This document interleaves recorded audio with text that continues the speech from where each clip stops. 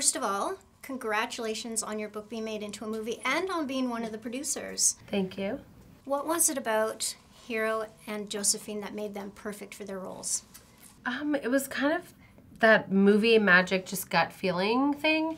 During the casting process, I started feeling like, for Hardin, I kept feeling like it was impossible because there were so many auditions, and Tessa was kind of the same. And then in an unorthodox way, we found Josephine through auditioning for another character that is the complete opposite of the character she ended up being. So it was just this immediate thing where I just was like, they're the ones and no one else could do it. And I'm so happy that that ended up working out in my favor. Josephine, were you familiar with the book series when you auditioned for the role?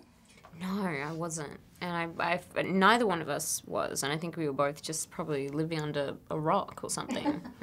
Hero, your character Hardin is very complex. When you first read the script, how did you view him, and did that change at all after filming began?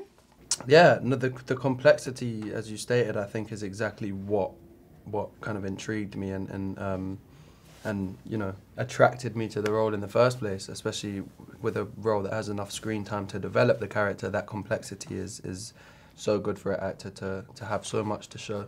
I don't think throughout playing the movie, but throughout the process of preparing the character up until kind of a few days before film, my first impressions when reading the script and my kind of completed idea of the character just before we started filming, yeah, there was definitely developed across that time. And how about you? Did your character change at all through it? Like your view of her? When I first read the script, I saw her very similar to how I saw her in the books. She's, you know, this dedicated, driven, confident girl with a really strong sense of self, and that didn't change throughout shooting the film, but her identity changes throughout the film slightly.